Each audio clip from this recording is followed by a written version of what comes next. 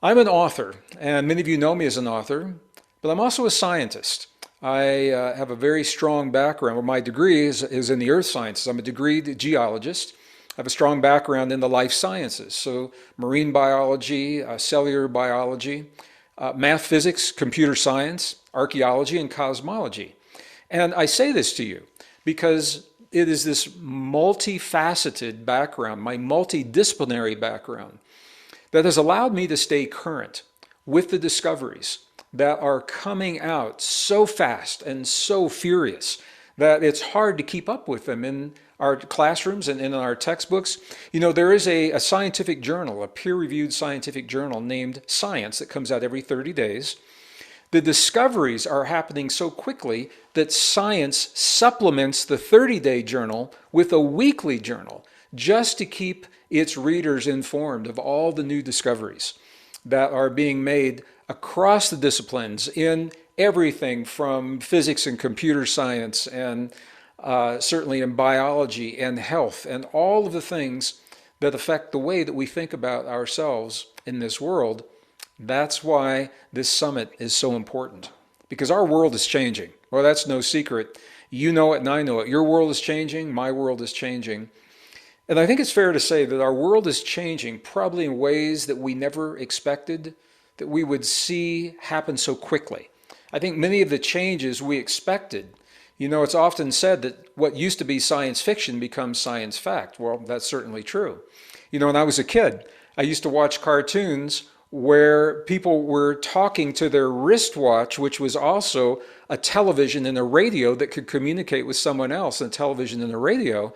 And this was in the 1960s, 50s, and 60s, and we thought, wow, that looks so futuristic. It looks so advanced. I wonder if we'll ever have that. Well, now we've got that and much more.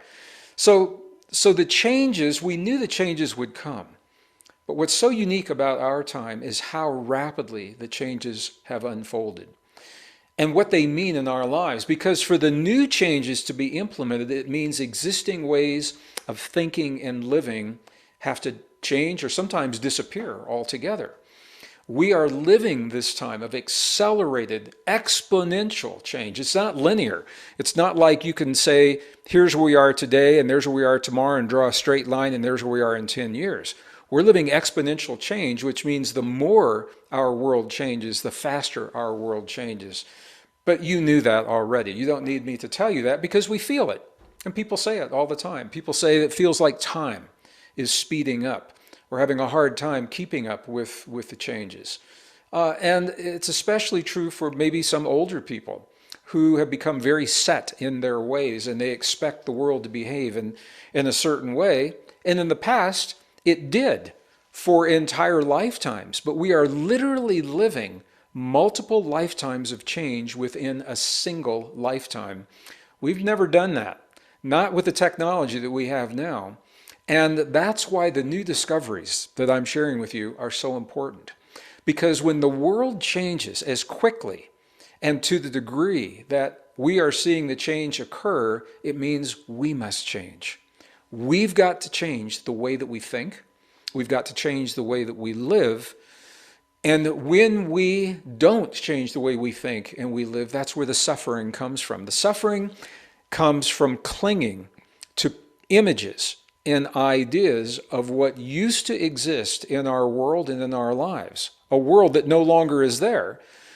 But we're clinging to those ideas and those expectations of what the world should be, many of us, and that makes it difficult for the emerging technologies to be embraced in a healthy way. So I'm just going to invite you to think about this.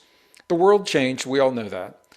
And with the ideas, when we cling to the ideas and the images of the world that we used to know, the world that was comfortable, the world that we had mastered, we believed that we had mastered, and learned how to function in a good way.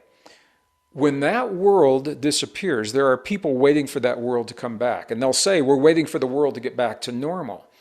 We cannot go back to that world because that world no longer exists. It's gone. But here's where the suffering comes from. When we cling to the ideas and the images of a world that used to be, and we fill our emotions and our psyche and our mind with those images and those expectations, where is the room for the beautiful new possibilities that are now emerging? Where is the room for us to embrace those if we're filled with the expectations of the past? So in a very real sense, we are being asked to make changes not only in the world around us, but within us in ways that we have never had to do before. We don't have a good guidebook. We don't have a map, a good map teaching us how to do this in a modern technological age. That's why these discoveries are so important.